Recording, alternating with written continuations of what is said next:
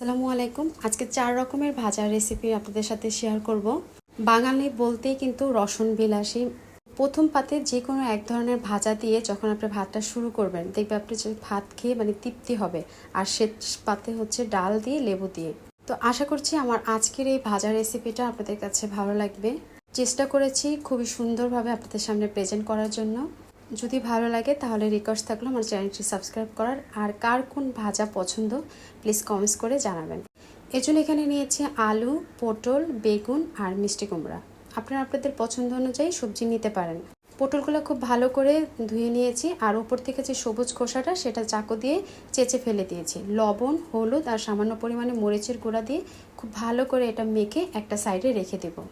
আর বটি দিয়ে এটার উপরে একটু দাগ কেটে নিয়েছি সুন্দর দেখানোর জন্য, আবার ভিতরে মশলাটাও খাওয়ার জন্য। তারপরে বেগুনটাকে চাকচাক করে কেটে নিয়েছি, ধুয়ে নিয়েছি। তারপরে ভিতরে দিয়ে দিচ্ছি 1 চামচের মতো হলুদের গুঁড়া, সামান্য মরিচের গুঁড়া আর দিয়ে দিচ্ছি লবণ আর 2 চা চামচ তেল। এই তেলটা দিলে আর ঠান্ডা অবস্থায় তেলের ভিতরে দিলে বেগুনের তেল খুবই কম লাগবে ভাজার সময়। তারপর সব কিছু খুব ভালো করে মেখে তারপরে বেগুনটাও রেখে দেবো একটা সাইডে। চেষ্টা করবেন যাতে প্রতিটা বেগুনের গায়ে যেন মশলাটা লবণ আর হলুদটা লাগে। তাই একটা একটা করে পিস নিয়ে হাত দিয়ে করতে হবে, যেহেতু বেশ বড় সাইজের আর কি বেগুনটা। তারপরে নিয়ে নিচ্ছি মিষ্টি কুমড়া। মিষ্টি কুমড়ার ভিতরে দিয়ে দিচ্ছি সামান্য হলুদের গুঁড়া, মরিচের গুঁড়া আর লবণ। তারপর এটাও খুব ভালো করে মেখে একটা সাইডে রেখে দিচ্ছি। তারপরে নিয়ে নিচ্ছি আলু। আলুর ভিতরে জাস্ট একটুখানি লবণ দিয়ে এটা মেখে একটা সাইডে রেখে দিব। এতে করেই হয়ে যাবে। আপনারা চাইলে কিন্তু আলুটা হালকা বয়েল করেও তারপরে দিতে পারেন। তো অত ঝামেলাতে যাব না, এমনিতেই ফুটন্ত গরম তেলে এটা ভেজে নিলে ভালোই মচমচে হবে, সেটা খেতেও ভালো লাগবে। তো এখন নিয়ে নিচ্ছি একটা প্যানের ভিতরে তেলটা যখন গরম হয়ে এসেছে তখন দিয়ে দিচ্ছি পটলগুলো আমি মিডিয়াম হিটে এপিট ওপিট করে তারপরে ভেজে নিয়েছি।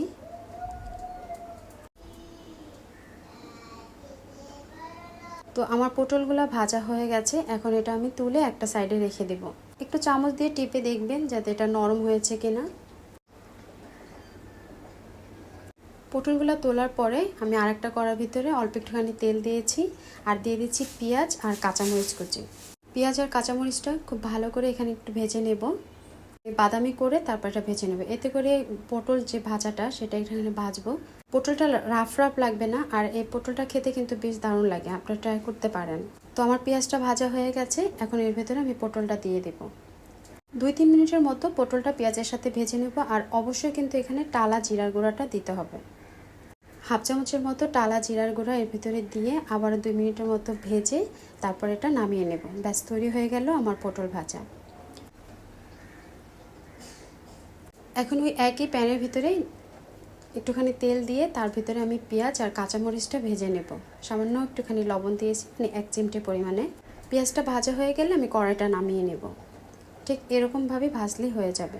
তারপর আবারও প্যান বসিয়ে এখন আমি এর ভিতরে ভেজে নেব বেগুনগুলা। যেহেতু সাইজে অনেক বড় তাই সবগুলা বেগুন একত্রে ভাজতে পারিনি, তিনটা করে আর কি ভেজেছি। যখন বেগুনটা এপিট ওপিট করে উল্টে পাল্টে ভাজা হয়ে যাবে ঠিক তখন যে পেঁয়াজ ভেজে রেখেছিলাম, পেঁয়াজ কাঁচামরিচটা দিয়ে দিব, 2-1টা শুকনো মরিচ একদম গুঁড়া করে দিব আর একটুখানি জিরার গুঁড়া দিয়ে দিব। তারপরে এপিট ওপিট করে ভেজে ব্যাস আমার তৈরি হলো বেগুন ভাজাটা নামিয়ে রেখে দেব।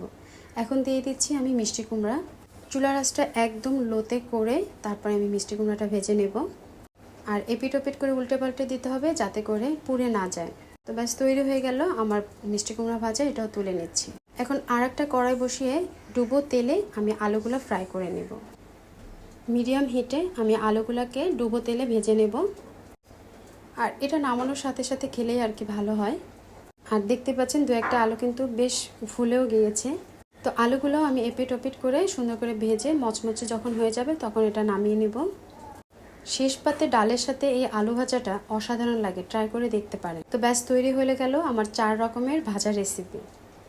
সব কিছু প্রপারলিভাবে সেদ্ধ হয়ে গিয়েছে আর আলহামদুলিল্লাহ প্রথম পাতে একদম অসাধারণ একটা রেসিপি। তো আজ এ পর্যন্তই, আল্লাহ হাফেজ।